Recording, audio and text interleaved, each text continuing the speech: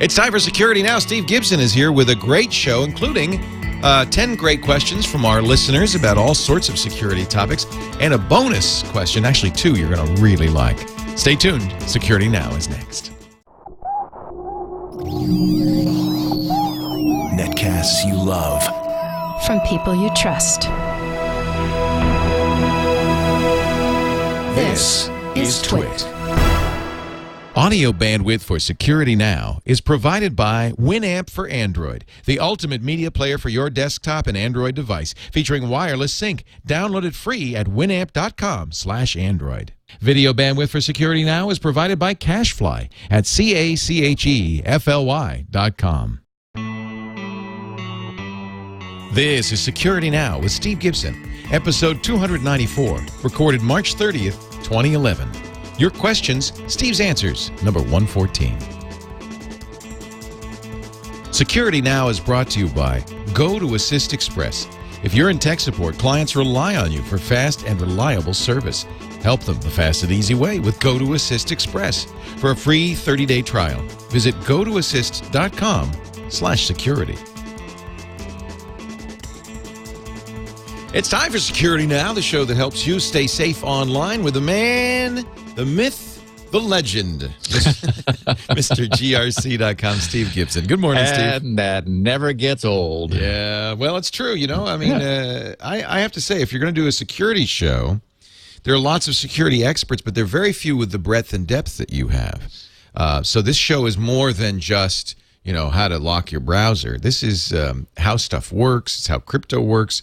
And so I like somebody like you who really has a broad brush understanding of this stuff. Well, and it comes from my passion. I really, really am interested in this stuff. Well, we share your interests, so that's why we're glad you're here. Today is a Q&A day, yes? Yes, Q&A. We've got 10 questions and a couple, some of them are sort of short things. So as I was running through things, there were some little tasty tidbits that I just couldn't resist throwing in. We got a couple little bonuses at the end, and not an overabundance of security news this week. No updates have happened. There was, I don't know why I feel compelled to mention when Real Player has problems. We last did about a month ago. They had a security fix in early February. And there's another one. A heap buffer overflow. I don't have any real sense either for how many people are still using Real Player, but I think there is some penetration, for example, in the corporate world. And somewhere I try to go like C-SPAN or something. They still like make you use Real. Oh, I hate that. When you go to a site and you have to use Real Player to play back the video or audio. Exactly. So anyway, on the Security Focus website, I kind of got a kick out of this. Apparently the person who found the problem described it saying, Real Player is an ugly media player. I don't know if he didn't like the UI or if he just meant, you know, ugly from a hacker standpoint or from like, you know, an internal workings standpoint. But he says an ugly media player. Yeah, probably. Yeah. Developed by Real Network and used mainly for its browser's plugin support, the proprietary formats plugin supporting the proprietary formats of its developer. And then under the bug category on the Security Focus posting, he wrote, classical heap buffer overflow during the handling of the IVR files caused by the allocation of a certain amount of data, the frame size, decided by the attacker. And you never want to have your allocations decided by the attacker. That sounds bad. I don't know what it is. Really not a good idea. Yeah. We're only going to allocate a little bit, but we're going to write a lot and just see what we stomp over. And that, of course, is the way you overflow the heap. And he says, and the copying of another arbitrary amount on the same buffer. So, yes, that's about as bad as it could get. Yeah. That's in the rvrender.dll. I checked. They have no updates as of the recording of this podcast. Hopefully, they will get onto it. The nice thing about Real is that they're not trying to make any claims as to, well, we're only going to update quarterly, so hold on to your seats in the meantime. So, they'll fix it when they can. Although I think I also it flew by my eye on the news a couple of days ago that they just lost their CEO. Quit after a year. Rob Glazier, the founder of Real Networks, quit a year and a half ago. replaced him. That guy just quit.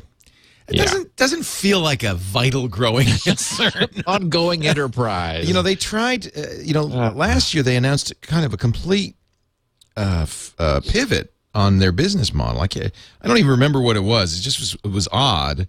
And I think it's obviously not going so well.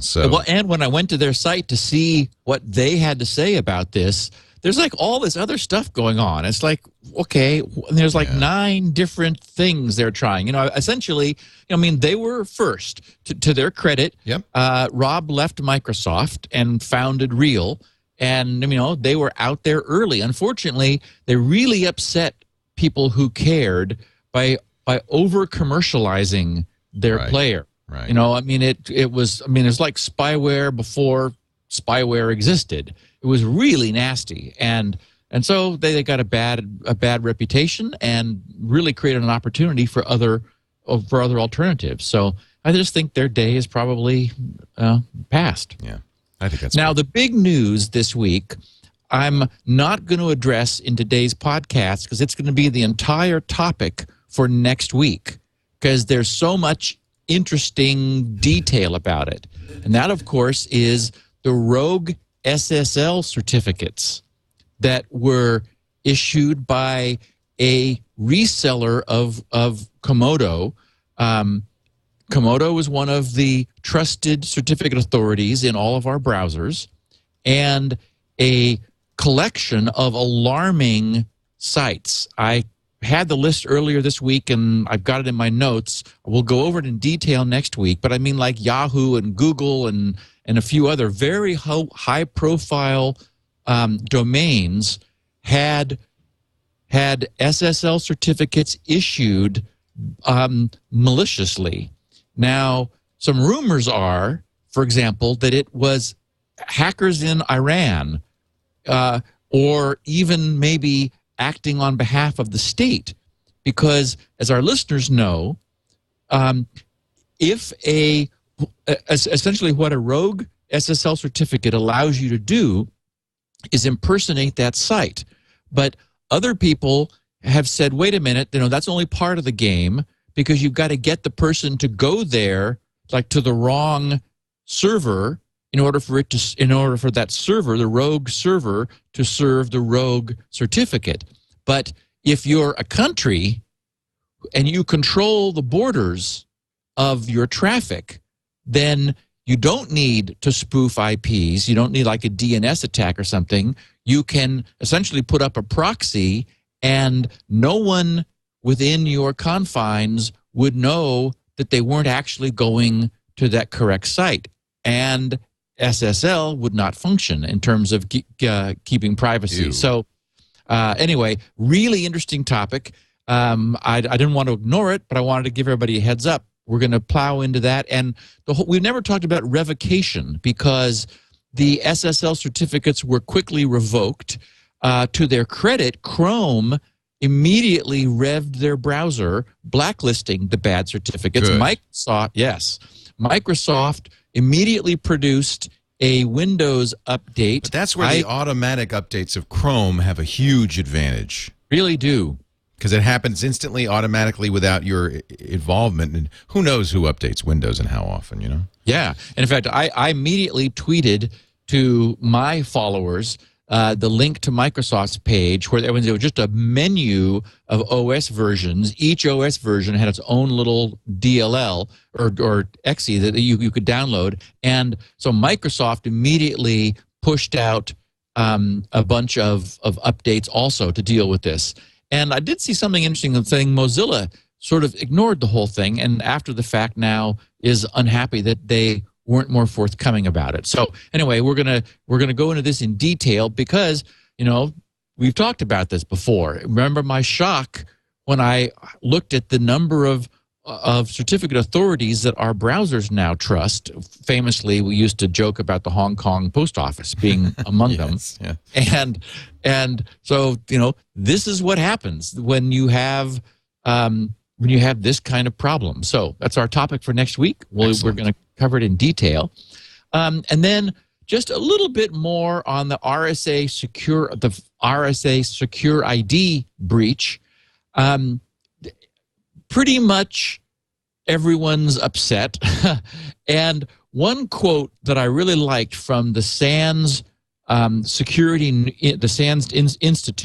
Alan Paller, who's a friend and very well-connected director of research of SANS, wrote in their most recent newsletter, he said, one of the largest defense contractors has stopped the use of RSA tokens by its senior staff. Ooh, that's how serious that one is. Yes.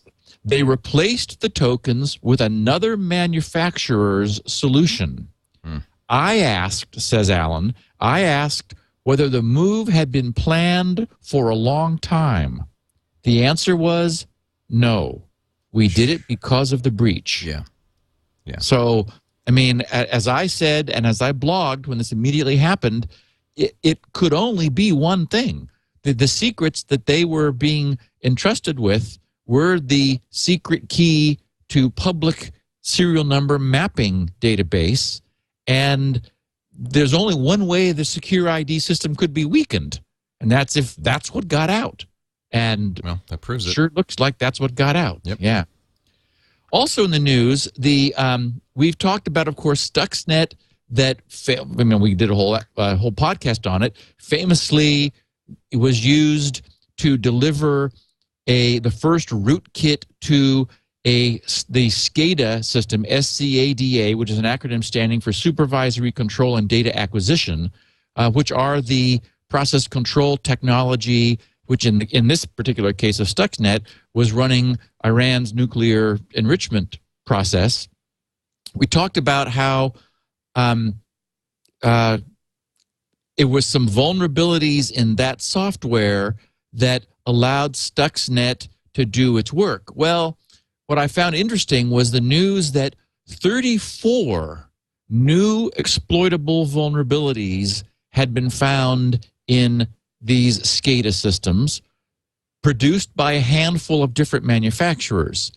And this is a classic case of there are vulnerabilities everywhere. And all you have to do is look for them, and you find them. So these SCADA systems hadn't, until Stuxnet focused people's attention on them, hadn't been really looked at closely. Now, security researchers are going, ooh, Stuxnet found some problems. What other problems might there be? And, oh, what do you know? Here's 34 in 2 weeks. I bet that's, people don't treat this kind of stuff as insecure as ASAPC is. They just don't think of it that way. Correct. Right? Correct. Yeah. And there is some awareness. For example, we're seeing that there's a sort of an awareness that you cannot have a Windows machine on the network. Right. So these SCADA machines that use Windows as their front ends, they're like the way the workstation that you use to program the lower level process control hardware is Windows hosted, but everyone knows that's not safe. So those machines are kept off of the network. But as we learned with Stuxnet, it cleverly used USB drives because you still have to get files to and from those machines. So they just use a USB drive rather than a network, and bang, same effect. So anyway, I got a lot of email from people saying, oh, no, what does this mean? 34 more problems. It's like, well, this is significant because these SCADA systems are what run our nuclear reactors and our dams and, factories. Leo, when you were famously touring Ford's production lines building cars, right. All of those robot arms are controlled by these things. Oh, imagine that getting Ooh, not good. Yeah. Yeah, I remember when I was at this back in the 70s at the AI lab at Stanford, they had a robot arm behind plexiglass shields, and there was like a rope around it with limit switches. And I remember the first time I saw this, it's like, what's that about? And they said, well, do you know what happens when there's a bug in our software? I mean, this thing was hydraulically powered, and I heard stories about it just literally, pounding its own table into the ground when there was a bug in the software. So, anyway, so it will end up having been a good thing in the same sense that Firesheep has been a really good thing for HTTPS and for vendors getting themselves, taking SSL security more significantly. Stuxnet, which was tightly targeted at the Iranian nuclear enrichment, we now know without a doubt, has, it had the beneficial effect of turning attention to the security of these SCADA systems, which, you can imagine attackers, maybe they're getting a little bored these days. It's like, well, let's open the floodgates on the Hoover Dam because they're there. Be kind of cool, yeah. Yeah, well, what a hack that would be. Anyway, get a lot of attention for that. I mean, never mind. Bad idea. Bad idea. But anyway, we are the problem is these systems have not had the kind of security scrutiny that Windows has because no one's been looking at them. And when you do, what do you know? 34 exploitable vulnerabilities. And then, in perhaps my favorite little whoops of the week, Oracle's MySQL.com site, MySQL site, was breached through a SQL attack. Oh, please. There was a little posting that I'll read on the H security site. It says, MySQL allegedly hacked via an SQL injection. MySQL on a security mailing list over the weekend, an unknown party published details about the structure and content of databases on the website of database vendor MySQL, which, is not public. None of that information is meant to be public. The information was apparently accessible via a security hole on MySQL.com's website. The hacker says the vulnerability is a blind SQL injection problem. This is a worst-case scenario for a web server because the flaw allows access to the entire database behind a public-facing website. SQL injections are possible when SQL commands can be embedded in user input so that web servers pass them on to the back-end database. Blind SQL injection means that the result of the database operation is not displayed. In other words, the attacker has to work blindly. In such cases, hackers therefore often ask the database yes-no questions and link one of the answers to a time-consuming operation. Depending upon how long it takes the resulting page to appear, they can tell whether what the response to the query was. So, I mean, it's classic, beautiful hacking. Among other things, the data made public includes password hashes for database access, and some of the plain text passwords behind them have already popped up on the internet. Oracle, the database vendor that acquired MySQL when it bought Sun Microsystems in 2010, has yet to comment on the matter. So, anyway, even the database vendors are vulnerable to database injection. Well, if there's a MySQL problem, of course, who's going to be running MySQL? I'd say the MySQL website. First place I'd go. Exactly. Yeah. Now, I did want to mention in Miscellanea that I got a number of I don't know what to call it, feedback, for lack, I won't characterize it anything other than that, to my reference to toy operating systems last week. How dare you call my operating system, whatever it might be, a toy? Exactly. And people say, well, and you're using XP. And it's like, well, yes, that's true. Because that's what everybody else is using. I would love to be using Unix, but, when Steve retires, he'll be OpenBSD all the way. Precisely. Or whatever. Is it NetBSD? I can never remember which one is the one. It's free is the one I'm using. FreeBSD. FreeBSD. you know, we're being subjected to emergency out-of-cycle updates pushed on us constantly. We update monthly from, blindly accepting what Microsoft gives us. If we visit a bad website, we could be taken over. Mysterious things happen all the time on our systems, and we just sort of shrug and reboot them. I mean, my icons all turn into something different, and I go, okay, fine, it's time to reboot because I haven't for a week or two. And, just ask anybody who does PC support. They never see the same thing twice. Users bring computers. Well, I can't get on the internet. Well, I can't print anymore. Well, Notepad doesn't work anymore. Well, IE won't open. Well, I mean, it's one thing or another. Oh, believe me, this is what I hear on the radio show nonstop. These are toys. Yeah. I mean, it's just, this is not, and the fact that we're used to it doesn't make it right. This is, the systems that I have that are running GRC haven't been rebooted in 4 years. Wow. It took a long time to get them that stable. It was really hard to do, but they are rock solid actual operating systems that are not like this, where it's like, oh, I downloaded some patches, may require a reboot. When has it not required a reboot? May? No, it's just, it is full employment for guarantee for anybody involved with these things. Anyone doing PC support, as you mentioned, you on the radio show, Leo.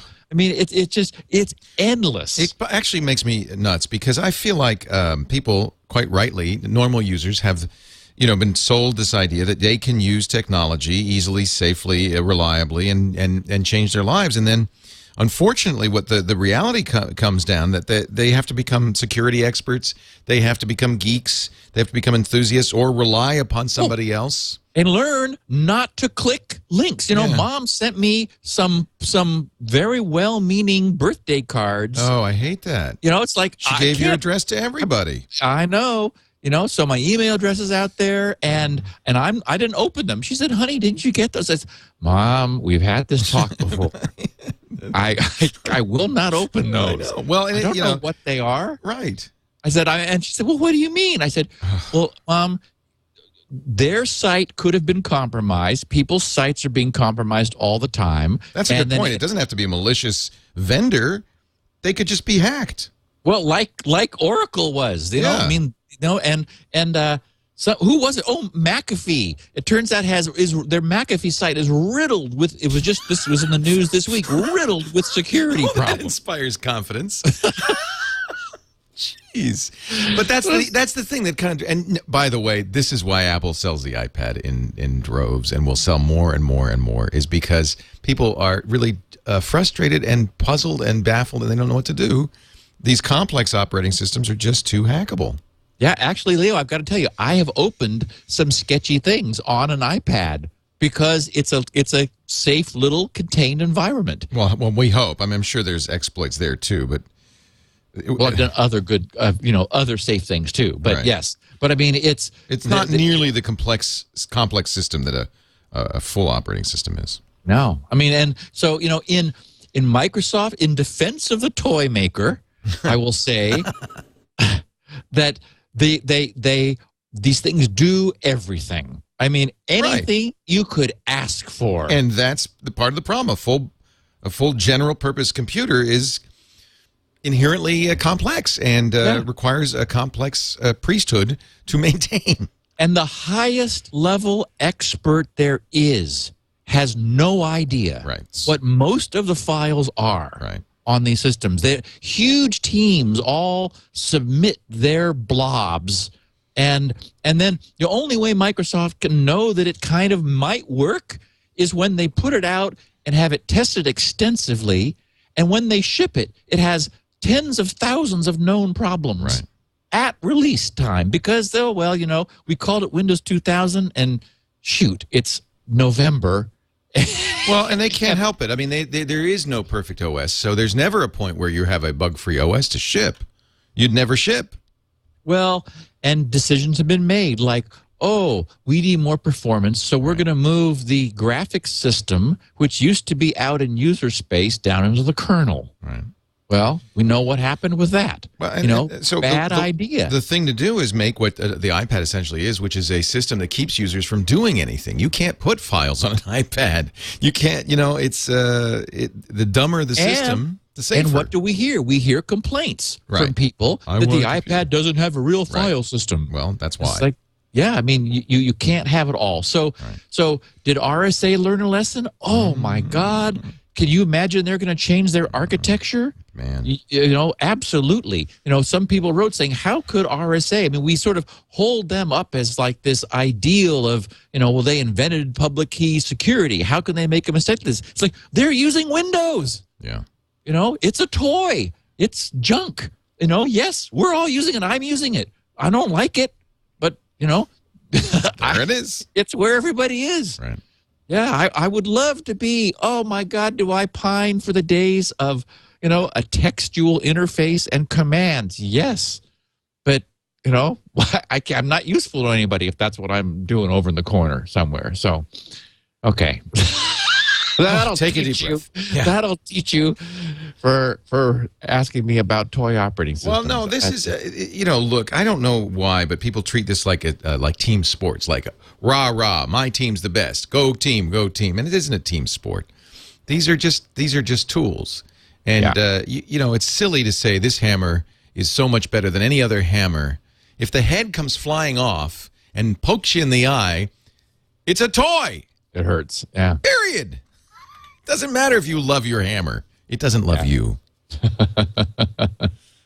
It's just a tool. Okay. So I did want to mention something very cool, which is Amazon's announcement of a virtual machine-based Android test drive system. I'm very interested in this. Yeah. Oh, it actually, when you go to Amazon's site, Amazon, of course, released their App Store.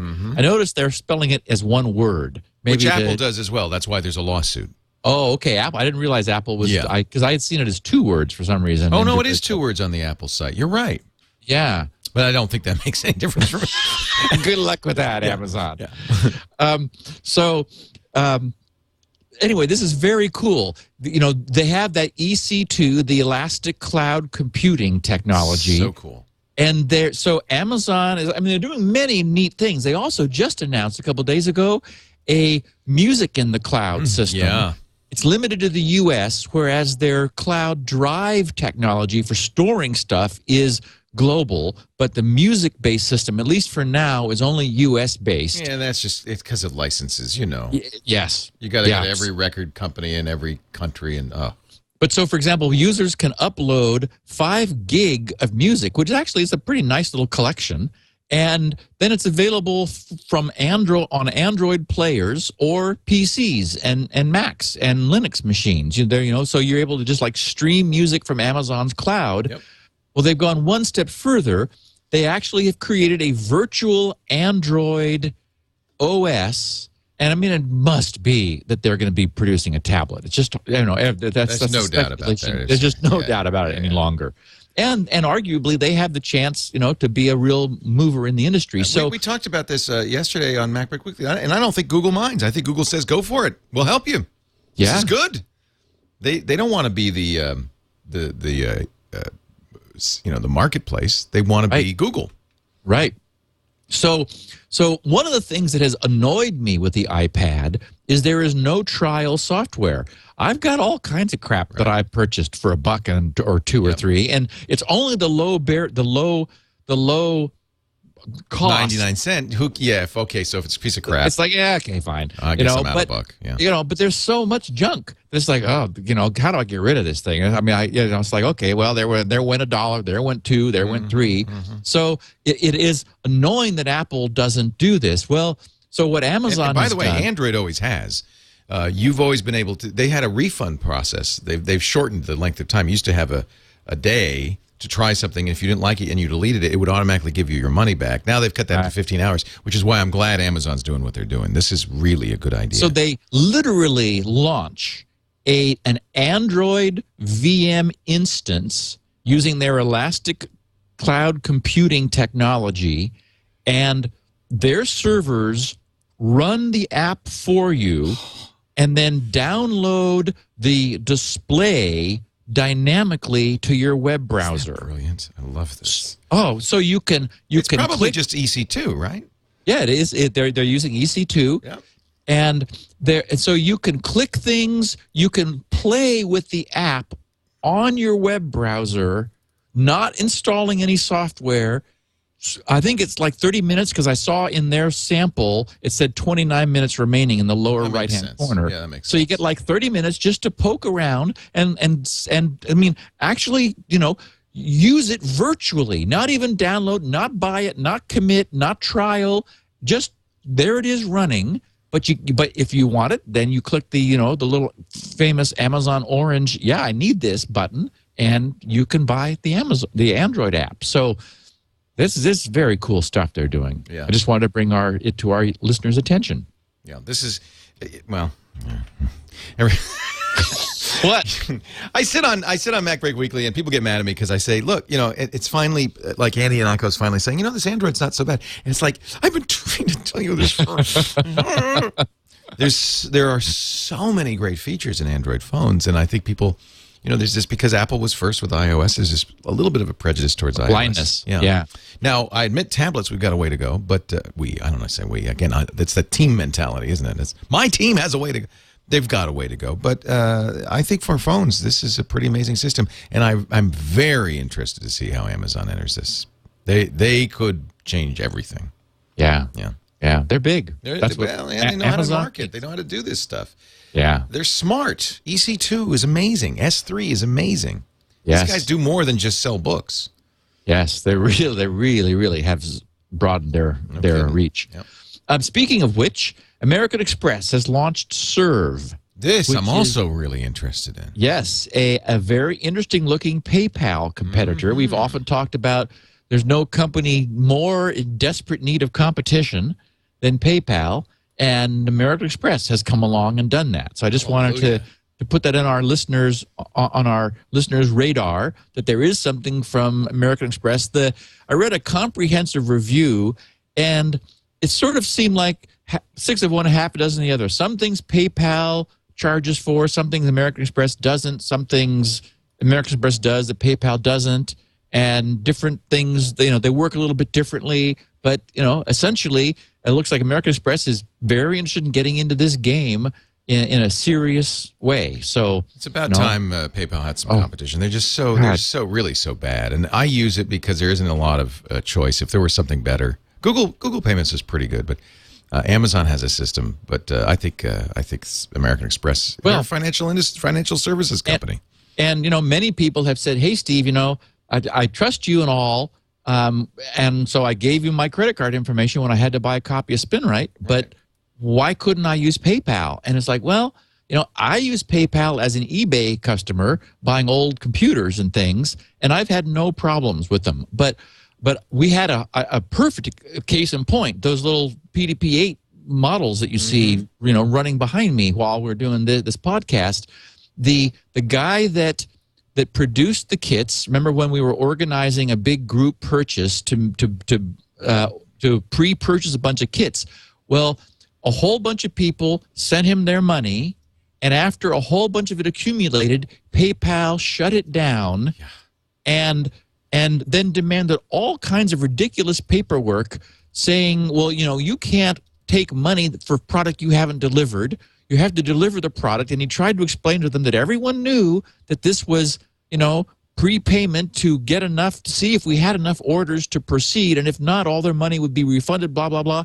I mean, it was a huge nightmare. And if there's the industry is horror stories about vendors that have had massive problems with PayPal. And so there's just no way I'm going to subject myself to a third party where you can't get actually anybody responsible on the phone. Well, we use, that's how we take donations, just because it's the simplest, the easiest. Drupal, the web. For that, it makes so much sense. And the web, everybody uses it. You can use a credit card. Drupal supports it with a plugin that makes it very easy. I did this all by myself. That's how, in the earliest days, I had to figure out how to do this. But I think it's time, in the next generation for us to look at alternatives. And I just knock on wood that we haven't had a frozen account, or we've had no problems so far. Yes, and American Express is a name everyone has heard of. Oh yeah, everybody would trust that.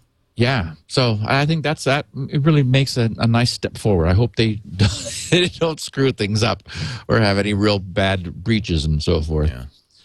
I did get a nice note I wanted to share briefly with our listeners. Christian Alexandrov, who's in Sofia City, Bulgaria. Yeah, and baby. As you can tell from what I'm about to read, English is not his first language, but I salute him because his is much better than my Bulgarian. So he says, "Hello, Steve. Spinrite saved my St. Valentine Day with." He says, "A friend of mine is a restaurant owner who uses very old compact Presario M2000 laptop, Intel Centrino mobile CPU, a 1600, 1 gig of RAM, so forth. The owner called me to go there on emergency call because his laptop just died in his hands while browsing for some recipes for the restaurant's chef for the St. Valentine Day menu. I went there as fast as possible to see the corpse." Meaning the laptop, of course. Yes. He assumed motherboard died, but quick tour around BIOS settings showed that this assumption was wrong. I suspected the hard drive on such old computer. I took the laptop home and started to mess around with files settings. My phone rang, and he said, "Look, I have important files on that drive. Do you have backup?" was my first question. He says, no. It's universal. Niet. Niet. Then he says he needs these files at all cost. So I told him I will do best to help him. He promised me that if I pull this stunt through, I will have the entire St. Valentine evening free, unlimited amount food and drinks for the whole evening for free, and music of my choice for me and my girlfriend. Good way to make friends. So I booted this messed up laptop from my Spinrite boot with 3 O's. That threw me for a minute. Boot CD, and I chose to run at level 4. Once I saw that Spinrite took matters in its own hands, I went to the restaurant to set up a nice surprise, a gift and flowers for my beloved girl, and a nice Valentine cake. It took Spinrite 17 hours and 30 minutes to process the whole drive. At the end, Spinrite says this drive has long years of faithful service ahead. Really? Is that a message in Spinrite? No, but it does. The smart system does, show you how the drive's doing. You have long life, my friend. He said, and now the computer booted and all of the drive's files were saved. I love this. I was surprised as much as I could be because of the old model and age and obvious abuse of the laptop. So I updated everything, ran various tools, I backed up the files, I fixed the partitions and so on, updated Windows, system protection, such as antivirus, and set up, so he really spoofed the thing up, XP, SP3, firewall, and I connected to the laptop to my router so I can update the OS. While I'm waiting all updates to come and install, I decided to share this story with Security Now listeners. That's great. I brought the laptop to its owner, and he tested it. He was happy to see all his files intact and the laptop working fine. Thank you, Steve, for this great piece of software, and thank you, Steve and Leo, for this outstanding podcast. Best wishes to both Twit TV and grc.com from a happy Spinrite user. I love that. Thank you, Christian, for that. That is just great. Great story. And I'm glad you didn't fix the I mean, his English is excellent, but we could hear his voice coming through, which I love. Yeah, that's more I fun. love that. Christian, thank you for listening to the show, too. That's wonderful. Yes. All right, we've got questions, 10 good ones, plus a couple of freebies we're going to throw in at no cost to you. But before we get to your questions and Steve's answers, let me talk a little bit about our good friends at Citrix who do that fabulous program called To Assist Express. Now, every tech person who listens to this show has a toolkit. I know. I'm sure, and I trust Spinrite is part of that toolkit. The little CD you bring around. Maybe some cables. I have like a USB adapter that allows me to take a bare drive and mount it. I just used, in fact, and this is going to be a part of my kit from now on, one of those eSATA external bays that you put a drive in. Henry's drive died. I was going to Spinrite it because Spinrite will work through that, right? Yep. Works great because it's basically like the same as a direct motherboard connection. Yeah. So I was about to do that. Then it turned out I could read it. I just can't write to the drive, so that's fine. I'm able to get his data off. But there's one more thing you need, and that is Go to Assist Express. Why would you want? And by the way, you don't need this on a disk. This is the beauty of it. This means you don't have to go anywhere. You can log in to your client, customers, family, and friends' computers, fix the problem with remote access. Now, you know Citrix knows remote access. I don't have to tell you. They are the name in remote access. Turns out they're also the name in remote support, thanks to Go to Assist Express. It's the easiest way to view and control another computer remotely. And it's very affordable. It has features just for the tech person, 8 sessions at once, unattended sessions if you want. And most importantly, I think very easy for your client. I use it with my mom, and mom's pretty technically literate, but I couldn't make her jump through hoops, port forwarding a firewall or, installing complex software. It's simple. I was in a chat with her. Actually, I was in Skype with her, and she said, I'm having trouble. I opened up the Skype chat. I gave her the link to Go to Assist Express. I'd already installed it, of course, on my desktop. She just pressed a button, said allow. It's running. Now I'm fixing her computer. 30 seconds later. You could chat with your client so they know what you're doing. You can even show them your computer, because all of Citrix's remote access products are two-way. Oh, they're also all cross-platform. So you could fix a Mac from a PC from a Mac.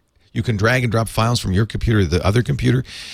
With 8 sessions, you can start and install, and then go to the next one and the next one. I can't say enough good things about this. It is so good. I want you to try it, and best of all, try it free for 30 days. If you've got a list, a little punch list of problems your friends and family are going at you with, just do this. Try it free for 30 days. Go to assist.com/security. You get the full setup. You get to do everything, as many sessions as you want, as often as you want, as long as you want. 128-bit SSL encryption, end-to-end, 24/7 customer support for you. Go to assist.com/security. We all have toolkits. This is something you got to have. Go to assist.com/security.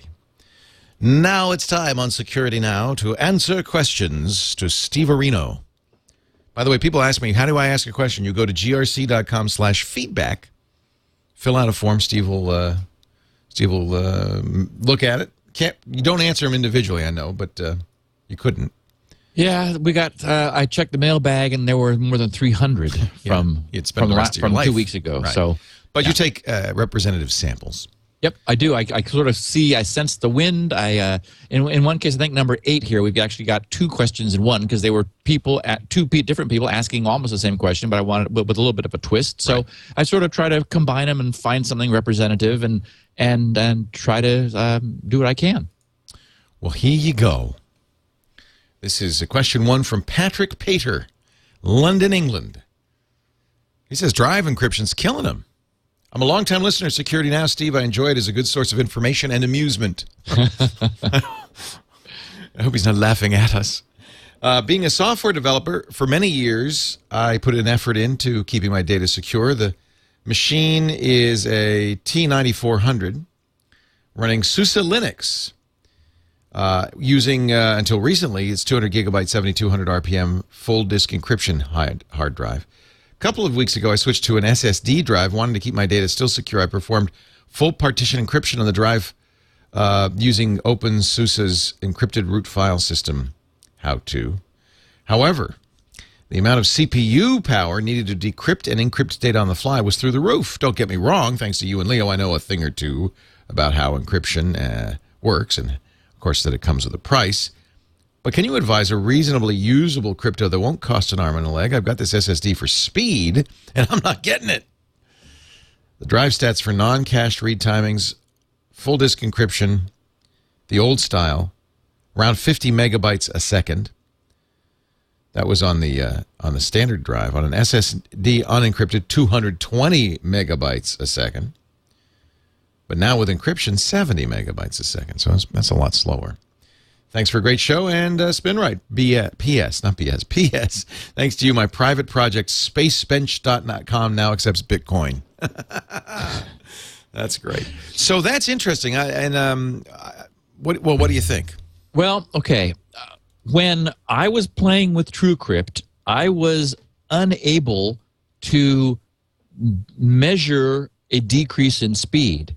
And I remember talking about it extensively on the podcast we did about TrueCrypt, and I was very impressed. It seemed to me that on the machine that I was using, which wasn't particularly muscular, that the overhead of encrypting and decrypting was fitting underneath the speed of the drive, so that while the drive was reading data, the AES-based encryption was as fast as the drive was, so that we weren't seeing a substantial overhead from that process. Now, he went from unencrypted 220 megabytes per second to an encrypted partition at 70. So it's about a 3-to-1 difference in like a, you know, he's running a third as fast. His SSD is still going faster than his old mechanical drive was, but if he weren't encrypting, the SSD would be going more than 4 times faster than the mechanical drive that was running at 50 megabytes per second, as opposed to 220. So my feeling is that it may just be that the encryption technology that he's using is, for whatever reason, not as tightly optimized as what TrueCrypt has done. I know, because I looked at TrueCrypt very closely, that, you know, they've got a ton of code that is in assembler. All of the speed critical stuff, all the crypto has been, you know, hand coded and hand tuned in assembler, so that specifically to reduce the overhead as far as possible. If, for example, the encrypted root file system technology he's using had stayed in C, it would be secure, but easily a fourth the speed of it being written, you know, by hand in assembler. So it might just be that it has not been optimized. The thing that I wanted to... I think it's TrueCrypt. I'm looking at the how-to. Really? Well, this is an interesting question. I guess you can choose from different systems. Maybe he's not using TrueCrypt. Yeah, TrueCrypt, though, is one of the choices that they talk about in this article that he's mentioning. Oh, okay, because he says SBD. Don't know what that says. Yeah. SBD, encrypted root file system. Yeah, I don't know what that is. So if and does TrueCrypt do whole drive encryption? Maybe that's not available over on that platform. I think it does. Yeah. Okay. In that case, one thing you could do, Patrick, if it's feasible for you and you're not using TrueCrypt, is try switching to TrueCrypt, where at least on a PC platform, it's really fast. And more generally, what I wanted to suggest is, I don't think we're there quite yet. But oh, yeah, wait a minute. Yes, he's using crypt setup instead of TrueCrypt. The how-to describes crypt setup. So he's using a simpler, less sophisticated system. It looks like. Okay. Yeah. And there's 3 choices: crypt setup, loop AES, and TrueCrypt. So he should just change to TrueCrypt. Great. Yes. Yep. Perfect. And I did want to say that we're not quite there yet, but I don't think we're far away from all hard drives having on-the-fly AES encryption in their hardware. So it would not be something that is enabled by default. It's not something you would be able to add after the fact. You'd have to set it up and establish it before you loaded an OS or anything.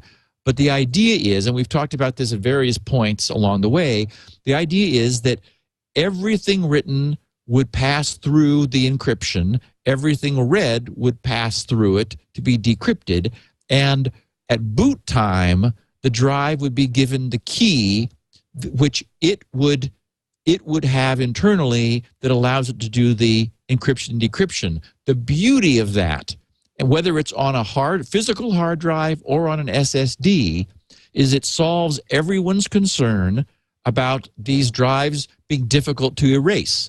That sectors have been spared out that are no longer accessible that might have a piece of important data on it, or the SSD's drive leveling might move some data somewhere else that it hasn't erased, that forensic analysis could get. But if everything is encrypted from the beginning, then when you remove that key from the drive, the entire thing is filled with noise that is no good to anyone. So again, we see this in some laptops and in some drives. It's not universally available. It's something that really has to happen. And the other problem is, since it's not something you can add incrementally, the drive, if you're getting it from a manufacturer, it has to have been set up that way at the time that it was manufactured, and then you've got the problem of the manufacturers technically having the password for the drive. So,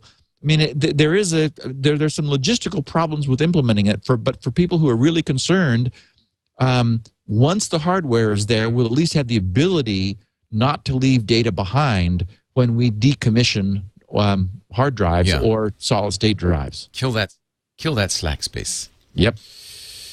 Moving right along to, actually now I've opened, I blew it. I opened up that Linux article and now I don't see the questions anymore. I go back to our wiki. Here we go. Question 2. An anonymous listener wonders, old Internet Explorers, will IPv6 kill them? Listening to 292, you're talking about the Microsoft's attempts to kill IE6. I saw a job description today that included website testing with, ready, wait for it, IE5. But are these old versions of Internet Explorer IP version 6 ready? Were they designed to be protocol agnostic enough? What about old Netscape browsers or old game consoles like the Xbox and PS2? What happens with them and IPv6? Really good question, because in many systems, for example, like an Xbox, you'll see configuration data that has the dotted quad IP address.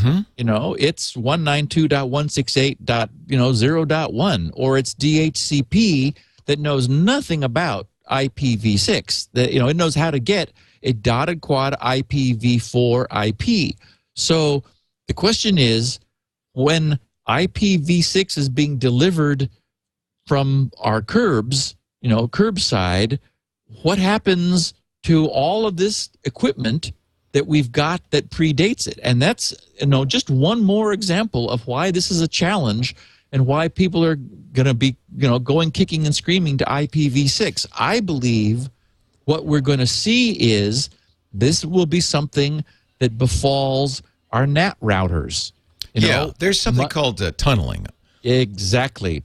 It's a confused mess. And when we finally get to how the net works, we'll certainly be spending a lot of time about the whole IPv6 to IPv4 transition. And I'm sure we'll be talking about it a lot this summer and in the fall as this becomes more and more important. But it's what's really funny is that this is exactly what all the IPv6 proponents didn't want. Right. The original concept of the internet was every device has its own IP address, and we were supposed to have plenty because after all we had 4.3 billion in a 32-bit address space. But chunks of that space got allocated for other things, and turns out we need more than that many, so we have to go to a larger bit size for the address. So we're going from 32 to 128 bits, giving us a really lot. I mean, 340 with an amazing number of zeros after it is 2 to the 128 power different IP addresses. So the problem is that we still are carrying the legacy of IPv4, which I would argue in our lifetimes will never go away. There will be all kinds of systems that stay on IPv4. So what does our NAT then do? Well, what it's been doing for us up until now is converting a single public IP address into a personal network of IP addresses. What it will next generation do is convert IPv6 down to IPv4, and there's no reason it can't. We can it's simple to have hardware translation that works in the same nature as port translation and IP address translation works. That right now NAT routers are not translating the format of the packets. They're translating the content, but they can certainly translate the format, so that you would have a NAT router with a IPv6 public IP that would behind it still be running, and I bet they do, an IPv4 192.168, and nothing within our home networks would know the difference. A lot of the, if you get, Hurricane Electric right now will give you an IPv6 a setup. In fact, Randall Schwartz is boasting he's got like a Class C IPv6 network, or Class B, because it's why not? There's so many addresses. Go ahead. I don't think they allocate on a smaller than a large chunk. Right. You get 65,000 IPs. It's like, okay, that ought to hold me for a while. So if you go to tunnelbroker.net, you can go. This is free. Hurricane Electric is one of the big. They're like level 3. They're one of the big backbone companies. Big internet service providers, for internet service providers. And what you can do is, for free, get your own IPv6 by tunneling over existing IPv4. And it's Randall did it because he just wants to kind of test it and play with it and learn about it. And so it's kind of interesting. So tunnelbroker.net, and you get your free IPv6 tunnel. And everything will continue to work. Your hardware doesn't stop working. It's just it's seeing IPv4 over a tunnel. And actually, the IPv6 is going over an IPv4 tunnel, so it's crazy. And I've asked my level 3 guys about IPv6, and they're ready to give me a block anytime I need it. Sure. I've asked my T1 providers, Cogent, and the hardware that terminates my T1s is not currently provisioned for handling IPv6. But the neat thing is, one of the engineers is one of my old friends from the Vario days, and he is going to be lobbying for the importance of switching over. Yes, because I'd like to have IPv6 natively flowing in here, so I can do a bunch of experiments and prototype the technology that I'll need ultimately to move over to GRC. Yep. So I'm sure that's what Randall's doing. It's also got great bragging rights. Oh yeah, I'm running IPv6 all through the house. Good question. I think that, in fact, there are a lot of people. I've talked to a number of people, including Dane Jasper, who is our local internet service provider here, SonicNet. They provide the big pipes that we use to stream and everything. And he says, he's not convinced it'll happen at all, that they'll just, there'll be these hybrid solutions. There'll be ISP tunneling and so forth. Yes. ISP NAT, they call it, so that you get IPv4, but they do IPv6, things like that. So, for example, when I was talking, I did a conference call with the level 3 guys, and I had a technical sales guy on the phone who said, "Oh yeah, large corporations are switching to IPv6. They're using it internally." Internally, right? Exactly, but externally, they're still running over the IPv4 backbone, and they're contacting IPv4 websites, and I'm sure GRC will always be on 4.79.142.203, which is my, www.grc.com's IP address. They're not going to take those away from me. I want additional ones because it'd be very cool to be able to do native IPv6 and check people's ports. Oh, yeah. For Shields Up and things like that, you need to do exactly. That. Yeah. Michael Noon in Circleville, Ohio, has an updated an update on Facebook and HTTPS. Remember, Facebook went HTTPS. Kinda. But then it turns itself off at the drop of a hat. A longtime listener, first-time commenter, not sure if you covered this. I was on Facebook today, received the following message when I attempted to access an app. Quote, "Switch to regular connection, HTTP. Sorry, we can't display this content while you're viewing Facebook over a secure connection, HTTPS. Would you like to temporarily switch to a regular connection, HTTP, to use this app? You will have a secure connection. Oh, this is a change. You will have a secure connection upon your next login. Looks like they're trying to fix it. So we mentioned a few weeks ago that once you turn it off, it just stayed off. Like you turn it off for an app so you can use an app because most apps don't do it. And so you're using Farmville or whatever, it turns off and then just stays off. So this apparently will turn it back on. Looks like they're trying to fix the issue about having to shut off the secure connection completely. I did need to log out of Facebook, which people don't typically do.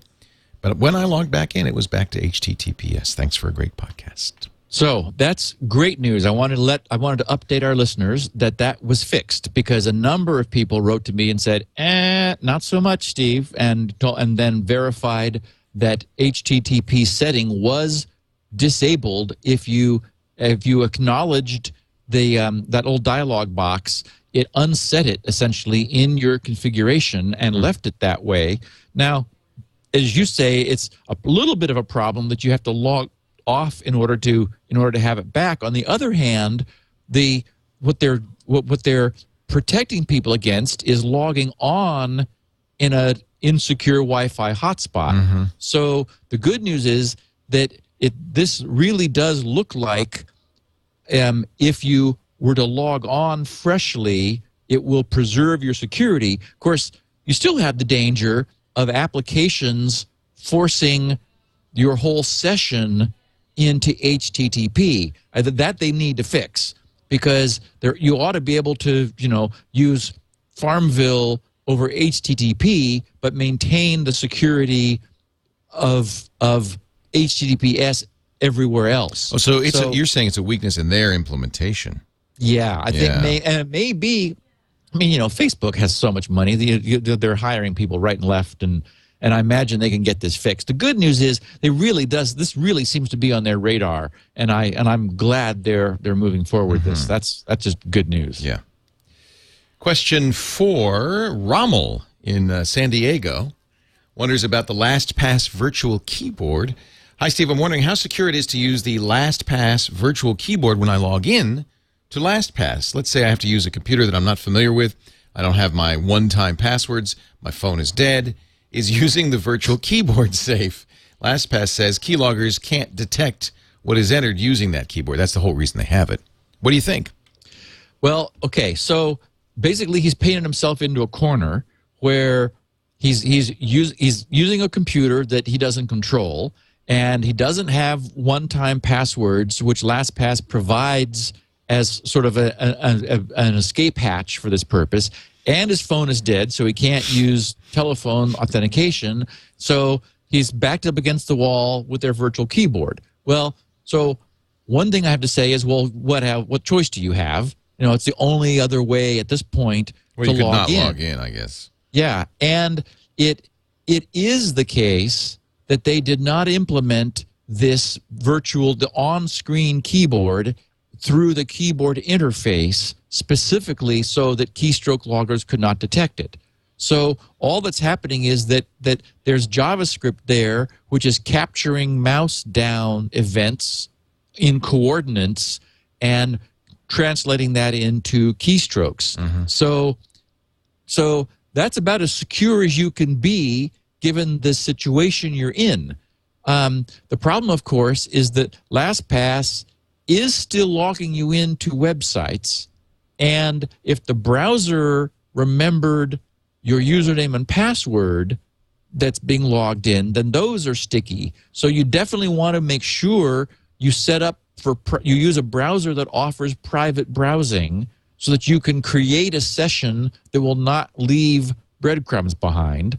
And then, yes, I think you can use LastPass's virtual keyboard with as much confidence as possible. I mean, it's, again, if something malicious were in the computer designed specifically to intercept the virtual keyboard, it could, because all software is software. Right. But the chances of that are vanishingly remote. So I would say as long as you definitely want to always use a browser that offers a sandboxed private browsing option when you're logging into sites on machines you don't control, so that it's not going to leave traces behind. And then LastPass is the way to log in.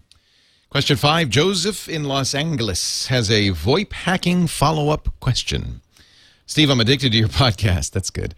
It's like a free continuing education, but this is one class I really look forward to attending. Anyway, on to my question. I listened with great interest to your most recent Q&A, 113, our last one. One of the questions had to do with being able to decrypt about half of a VoIP call. It was if you didn't hear this hack, it was a very clever hack. My business, using a VBR compression, my business has a PBX switch that allows us to connect a traditional office phone, multiple phone lines, and the ability to intercom other employees and so forth over the internet. Instead of a traditional phone cable, we plug in an Ethernet cable. Actually, that's the kind of system we're going to put into the new studios, using Asterisk, hosted Asterisk. We've had this since 2004, when I literally begged my phone vendor to sell me the equipment so I could have employees work at home and answer our phones. We were the first customer in Southern California to install this equipment. The system has been incredibly reliable for 7 years. I couldn't be happier until I listened to the podcast today. At the time, the vendor thought I was crazy for worrying about people hacking our phone switch. I was really worried about a bad guy somehow connecting to our PBX over the internet to make phone calls. I was insistent that the PBX only be accessible over a local 192.168 IP. Here's my question. Are the VoIP calls through a VPN tunnel able to be monitored using this technique? I've always assumed that our calls are private when on the VPN, but fully hackable over copper. Do I have anything to worry about or change? I'm very curious whether you and Leo gave me an A or an F for the way I set up access to the PBX. P.S. I'd like to vote to make the podcast even longer. You never waste our time trying to educate us. Okay. Interesting question. Really interesting question. First of all, I definitely give him an A. Yes. For Joseph in Los Angeles for going to the extent that you have. I've also, when I did build this building that we were talking about earlier, had a phone system installed, and I remember, and I'm sure you do too, Leo, there was a bunch of scams going on with people breaking into PBX systems and getting outside lines who then they would make transatlantic phone calls from. I mean, like, and this is back in the day when, long distance was really expensive, so that you thought twice before you even dialed out of your own area code. And many corporate systems ended up clamping down by disabling the ability to use an area code in order to prevent this kind of problem. So just to refresh, the hack which he's talking about, which has concerned him, is that what was discovered was that variable bit rate encoding changes the size of the samples of digitized voice as a function of what's being digitized, because some things can be compressed more than others. And an analysis showed that just by looking at the size of the data packets, about half of a variable bit rate conversation could be determined blindly, which is just really cool. Speaker independent, just amazing, cool hack. Now, the good news is he's over a VPN. It's not clear, though, whether the packets will be varying in size after they're VPN encapsulated or not. And all other network traffic is sharing that same VPN connection, which would tend to mask the VoIP packets within the VPN tunnel. So, and if this system is, 7 years old, it might not be using a variable bitrate codec. The older asterisk systems were using fixed bitrate codecs, not variable. So if it's a fixed bitrate codec, there's nothing to worry about because that's leaking no information in this really clever hack.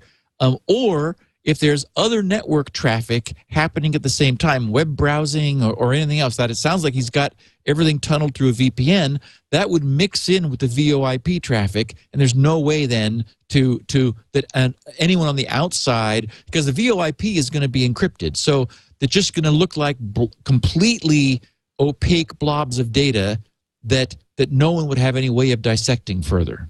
So in general, I think he's probably safe, partly because of the age of the system he's using, that's probably using a fixed bit rate voice and not variable. Well, also because it's a VPN. I mean, it's anything outside of his building is safe because it's inside an encrypted tunnel. Except that if the VPN, for example, if he's using UDP, the VPN might be just encapsulating the UDP packet. Oh, so I should mention that because I always assume VPN's encrypted. It doesn't have to be an encrypted tunnel, right? Doesn't have to be, but I think it probably is encrypted. But remember, that was the cool thing. That's why the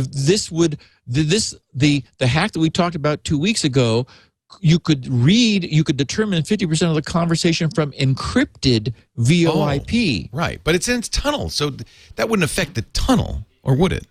The idea would be that the packet lengths would be varying. Oh, it would. So it would affect the tunnel. Yeah. Yeah. The VPN doesn't pad? The VPN pads, but it still varies.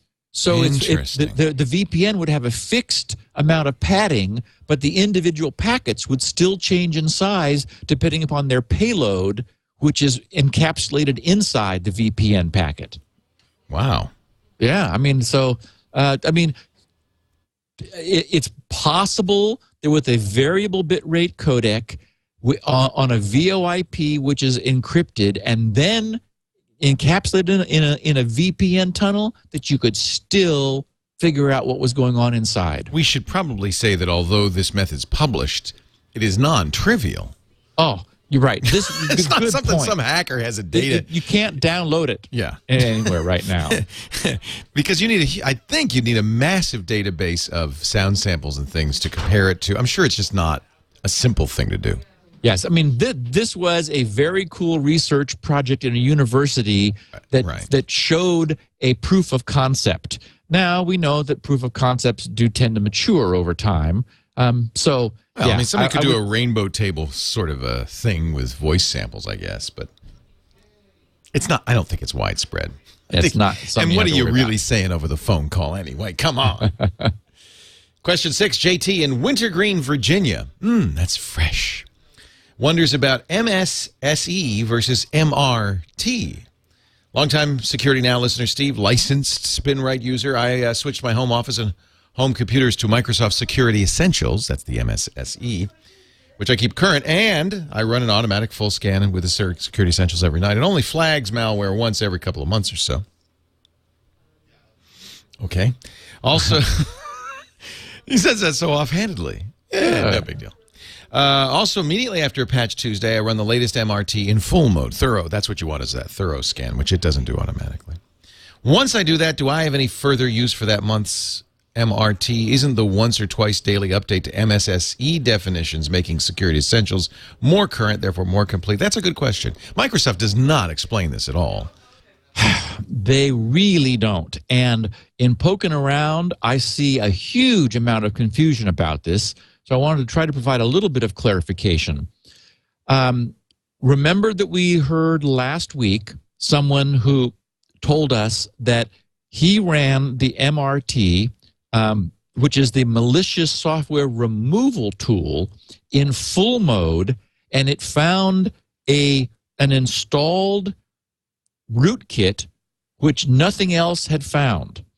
That is why Microsoft created the MRT, and maybe it's the consequence of the history of the way Microsoft got into this that explains why it's unclear. So I wanted to share what Microsoft says about their MRT, the malicious software removal tool. They said the tool removes malicious software from an already infected computer. Antivirus products block malicious software from running on a computer. it is significantly more desirable to block malicious software from running on a computer than to remove it after infection. The MRT removes only specific prevalent malicious software. Specific prevalent malicious software is a small subset of all the malicious software that exists today. And finally, the MRT focuses on the detection and removal of active malicious software. Active malicious software is malicious software that is currently running on the computer. The tool cannot remove malicious software that is not running. However, an antivirus product can perform this task. So the two, MRT and MSSE, the Microsoft Security Essentials, are very different. And MRT came about because Microsoft was having problems updating Windows with their monthly second Tuesday of the month patch on systems that had rootkits installed. Remember, that was causing problems, causing all kinds of crashes and things, because Microsoft would change some core components whose internal offset addresses changed, and when the system rebooted, the rootkit would try to reinstall itself, hooking those physical locations which in the new update had moved, and it would destabilize the system. It would crash. And so people were blaming the update for wrecking their system, and that's why it was so screwy, because we reported this, like, a few people are having problems. Well, yeah, those few people had rootkits that they were unaware of. So Microsoft stepped up and said, okay, the only solution for this is for us to do a pre-update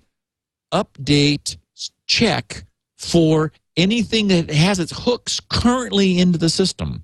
So that's the difference between the malicious software removal tool, which only looks at things in RAM actively hooked in, versus Security Essentials, which is much more like a traditional AV.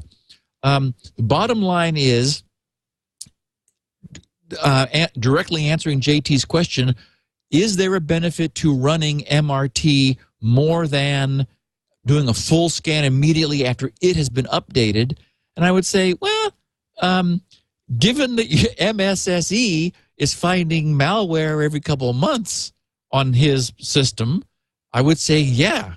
That's not good.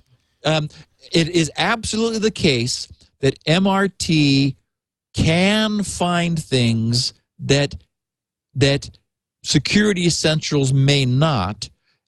Although MRT predates Security Essentials, it came first, as we remembered. Security Essentials came later. So, my sense is there's probably some overlap, but, believing in maybe using both a belt and suspenders, run MRT. It won't schedule itself automatically the way Security Essentials will, but you could set up using Task Scheduler a task probably to run it. I would bet that there's some command line switches. This is something I haven't looked at, because normally you have to click a few buttons to get it to do a full scan. Knowing Microsoft, you can probably use Task Scheduler to run a full scan, and it takes a while. So it's the kind of thing you'd want to automate and do at night. So I would say, yeah, probably worth doing. Not fanatically, but why not? You're running MSSE every night, so MRT and MSSE are not doing the same thing. Probably worthwhile to use both. You can, I presume, use Microsoft Scheduler to run this automatically, I would guess. I don't know what the command line would be to do a thorough scan, because otherwise you have to click a button. Oh, I just did it. I opened up a DOS box. Opened up a DOS box and just typed MRT /?, and it popped up a little usage with /Q for quiet, /N for detect only, /F for forced full scan, and /F:\Y for same as above, but automatically clear infected files. So you can definitely run it from the command line, meaning that you can give it a command line through Task Scheduler and have it automatically run at night, doing a full scan. Perfect. Yep. Moving right along to question 7. Jonathan Bly in Sioux Falls, South Dakota. He's peeved with his bank. Steve, I've been listening to Security Now since around 2006. That's pretty good because I think we started in 2006. Maybe a little earlier, 2005. But I've recently been working through each and every episode to bring myself up to date. I also recently purchased your excellent Spinrite software. Haven't needed it yet, but I feel very comfortable knowing that not only can it save my bacon, bacon. Oh, sorry. When one of my disks starts to fail, but also provides preventative maintenance with the standard introductory material out of the way. It's just boilerplate. I would now like to comment on my bank's ability or inability to allow the use of secure passwords for online access. The following is a letter I sent off to the bank through its contact link.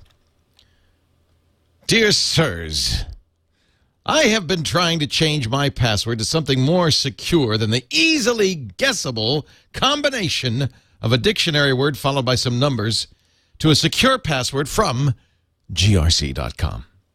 I was completely dismayed at your ridiculous restriction of a password to a maximum of 16 characters. Quite honestly, that should probably be the minimum. Fine, I'll obey the restriction.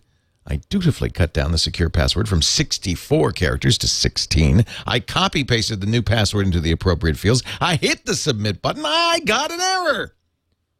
Maybe you don't allow copy-pasting of passwords. So I tried typing in the password. No go. I tried typing in a new password that I made up on the top of my head, being a slight modification of my current password. No, that just went fine.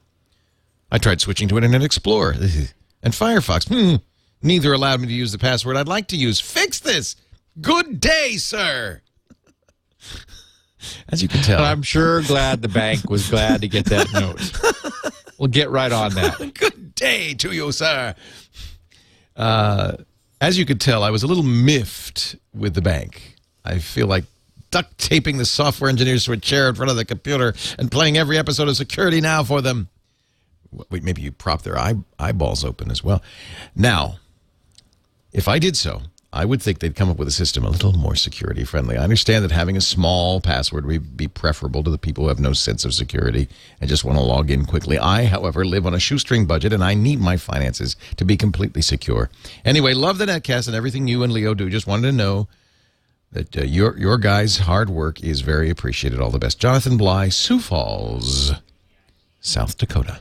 So anytime you see a limit on a password length, that's a bad sign. Yeah. Because what it implies is that they have allocated 16 characters to store your password in their database. The one good thing we heard about the hack of the Oracle MySQL database was that hashes were obtained as opposed to the password plain text. Remember that a hash converts any amount of data into a fixed size token. And so if a site were hashing passwords as everyone should in this day and age, then there would be no length on the password because they could take as long a password as you gave it and they would hash it to the same token, which that's what they would store. And when they asked you for your password again, they would perform the same function and see if the two tokens match, the one stored and the one they just made from what you gave them. So it's distressing that a bank is not doing so. What this means is that if at some point someone compromises their database, they'll get everyone's username and password and be able to log in as them. The beauty of using a hash is that if the database is compromised, they get their usernames and the hash.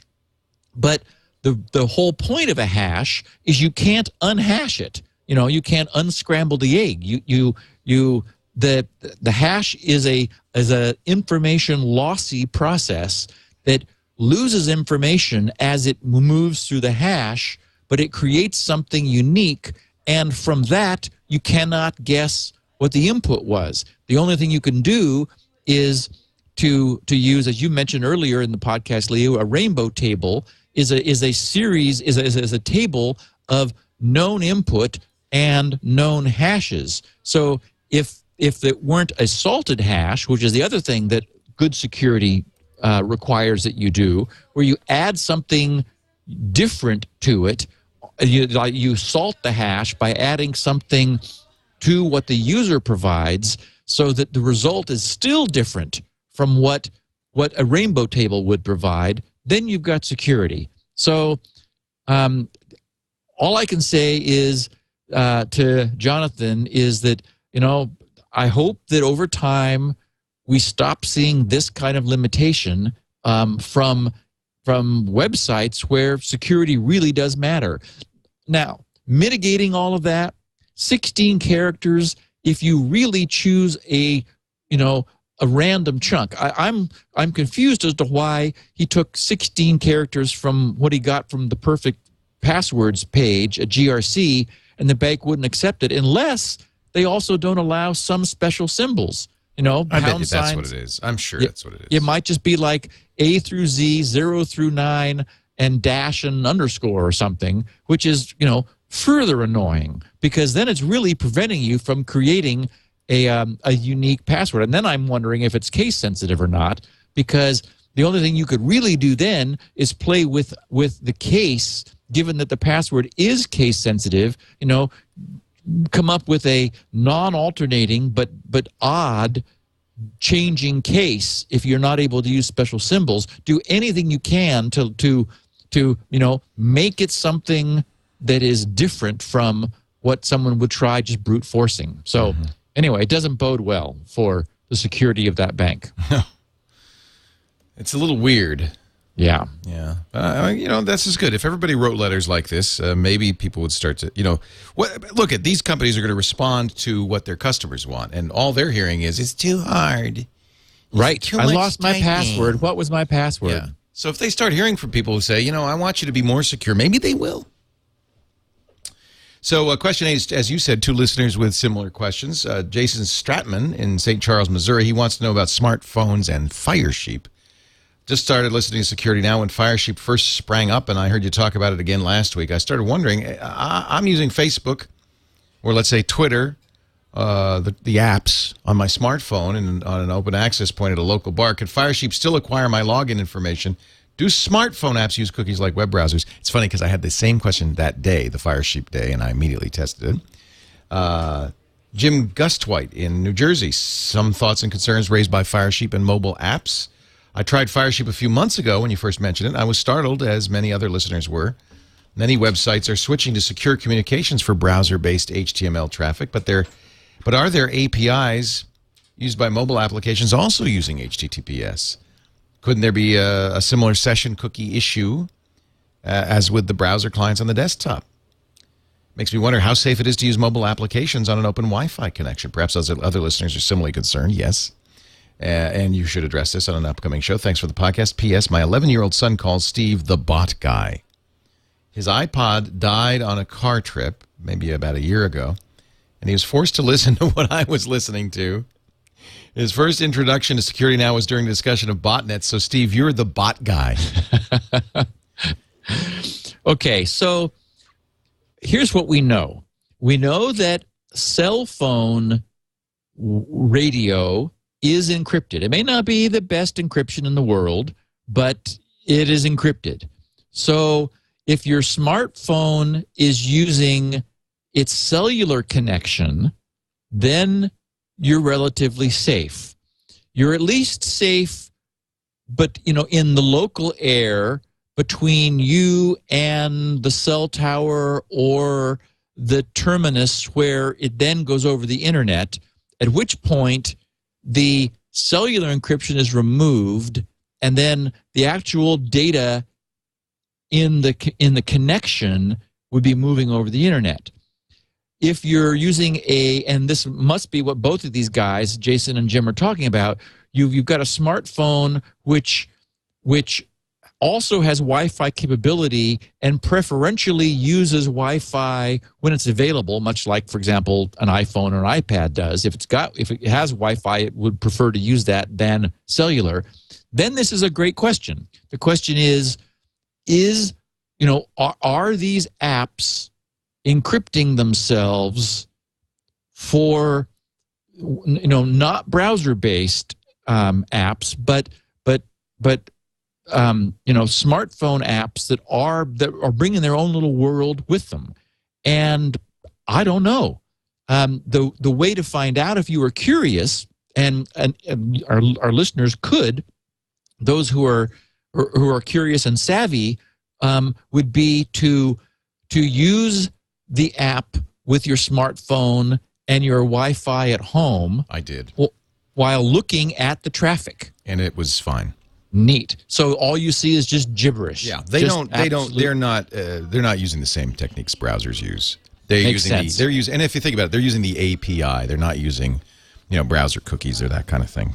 Right. Tokens. Yeah. Or they might just be setting up. They might use an SSL connection, like within the app, just to have security from end to end, or some kind of encryption. So, or as you say, Leo, it might just be a completely dense binary protocol. Yeah, it's the API. Is, their own API. Yeah, they're both Facebook and Twitter have an API for this kind of thing, and that's what they use. Right.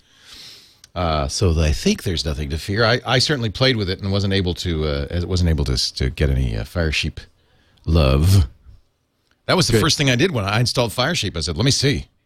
What else? Matt Vanderville, Woodstock, Illinois, wonders whether, after uninstalling Internet Explorer 9, his Windows 7 is less secure. Love the show. Get to the point. I've previously chosen to remove IE8 through the Add Remove Windows Components section after investigating and trying out IE9. I chose to uninstall it as well. Is my OS now less secure? In other words, will I be left with the old IE8 components that integrate with the OS, or am I left with the newer IE9 components? Oh, I get his question. That's a good question. It is a great question, and I have no idea. Microsoft doesn't say. It was a great question. So, Matt, here's the problem. You really can't uninstall Internet Explorer. You can remove the icons for launching it, and you can remove the exe, but it is the case that modules of IE are part of Windows. Now, when you install IE9, those are being updated, and that's probably a good thing. So I would imagine when you uninstall it, it probably puts back the things that it removed, and so you're probably back to IE8. But he uninstalled IE8. Yeah. So what does he really have? Exactly. And that's my point, is you can't really uninstall IE8. You can remove the UI of Internet Explorer, but you're still, for example, going to have the browser, the browser helper, the browser DLL, the HTML rendering. For example, Outlook, uses IE's browser renderer for its to display your email and for its preview window. And we know that when you just previewing email can cause your machine, your toy Windows operating system, to be taken over. So IE is still there. If you're using Windows, you've got Internet Explorer. It is deeply integrated into your Windows system. I don't know whether having IE9 and then removing it put back what was there before. I would guess it does, in which case you probably have IE8. That is whatever OS, whatever IE came with Windows 7, which would be Internet Explorer 8. So, and also, I'm surprised that you just uninstall IE8. I mean, I don't use Internet Explorer any longer, except, for example, using Windows Update. I like to go to use Windows Update or Microsoft Update to sort of, more carefully pick and choose what's going on with my updating of my software. And you can't do that with Firefox. It only runs in Internet Explorer. And also, there are times when I'm downloading things from Microsoft that it wants to run me through all kinds of weird validation hoops if I use Firefox. I go, oh, that's right, I got to do this from Internet Explorer. So for me, it's handy to have it around. I just don't use it every day. And, you know, I've never been an Outlook user, so I'm not risking being bitten there. So anyway, my sense is, you know, don't use Internet Explorer daily. Use anything else, Firefox, Chrome, Opera. But also know that Internet Explorer is still lurking in Windows. You just really can't get away from it. Yeah. It's part of the OS. So the only real question is, what does Microsoft do when you uninstall components? I mean, at some point, IE9 will become the default, and it will be using IE9 components whether you install it or uninstall it. Yeah, and so, for example, I'd rather have IE9 installed and not use it than have removed IE9 and maybe be falling back to IE8, because then you're getting the benefit of the security updates in the component you can't get rid of anyway. So that's the real answer is just install IE9 and keep it. Just don't use it. You don't have to use it. And you're not really getting rid of it. So it's, you know, it's kind of a false sense of security anyway. Exactly. Yeah. Question 10 from Jared Lysett in Duncannon, Pennsylvania. Actually, I should be more specific. Duncannon, Pennsylvania, U.S., North America, Earth, Sol, Milky Way. He wanted to be, you know, really narrow it down. Yeah, he didn't name a universe. I think someone else said universe number, you know, 39274. We don't know what universe we're in. I'm really That's the not problem. sure. We do know we're in the Milky Way, though. Yeah. He has the Chrome security tip of the week. First of all, I want to give a small tip of not saying bad things about Java. As one of your sponsors, Citrix uses Java. Hey, wait a minute. We don't say bad. First of all, if there's a security issue, we say it. What Steve says is, if you don't have a need for Java, don't install it, because there's no reason to install something that you don't use, given that it might have potential security issues. Precisely. That's just good policy. You don't install a bunch of crap you don't use. Nobody should do that.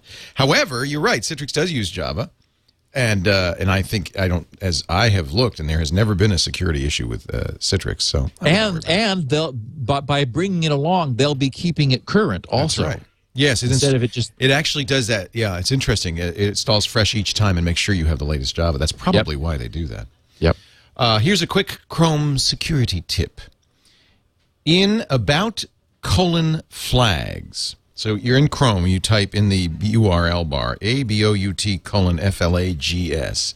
I'm doing it right now just to see what Which is just a cornucopia of things you should like think about before you click on them. All kinds of goodies. Boy, there's a ton of flags. So he says, in about:/flags, one of the most important flags there is click to play. This adds a third option to the menu in content settings, which you click the wrench, then options under the hood, content settings, plugins, and that menu item is click to play. Now that means when you go to a website, you could choose not only whether or not to use the plugins at all, but also which ones specifically you want to allow. So you can only play the YouTube clip, but not the ads or other possibly malicious content. Also, you need to expand the location box, as I couldn't fit Alpha Quadrant into it. I guess Alpha Quadrant's a game. So this is a great tip, and I did it because he's right. Your normal options under managing your plugin content is an all or nothing. And if you go to about:/flags and then enable that click to play and then restart the browser, when you go back into the options under the hood, content settings, plugins, sure enough, that what used to only have 2 options now has 3. And the one in the middle, I think it is click to play. So you'll bring up a page whose plugins are disabled, and then you can selectively click on them in order to allow that plugin to run, which is a very nice little upgrade to Chrome. I'm doing it right now. Tools, and then tools. And options. Then under the hood is like the last thing down on the left. I don't see it. I must have some strange setup here. I'm in Windows, and we know that there are differences. It's not in the Mac. Okay. Okay, we know that there are differences between Windows. I could set the flag, but apparently I can't get to the menu item. Yeah, the other thing I liked is that remember that Windows had the tabs on the side option, and I don't think that the Mac version does, which is really weird. Why are there two different versions of Chrome? Yeah, I mean, not sure the engine is the same. The WebKit engine is the same. Yeah, this must be interesting. Okay, well, that's okay. I didn't need that. Let's see here. Going on. Stay where you are, Leo. You're safer over there on the Mac anyway. I'm holding on for dear life over here on this toy. There are plugins. There were plugins for Firefox that would do that click-to-play thing for Flash and stuff like that, and that is a very handy feature. And NoScript does. Oh, right. Of course. Yeah. Are you ready for bonus question? Wait a minute. Yeah, that was 10. So here's a couple of bonus questions. First from Matt Peterson. We were talking a couple of weeks ago about your old InfoWorld column, the Tech Talk column. Although they're mostly of historical or nostalgic interest now, writes Matt, I thought that the other Security Hour listeners might be interested to know that all or most of the back issues of InfoWorld containing your column are archived on Google Books. I didn't know that. So all of your insights from Borland's Turbo Basic Language Encourages Fast, Easy, and Casual Use column, December 1986, to The Only Drawback to the SCSI Interface is Its Pronunciation, from January 1989, all the way up to your Farewell column in 1993, are there to peruse. Ready for the short URL, kids? snipurl.com/SGTechTalk. Oh, dude, this is great.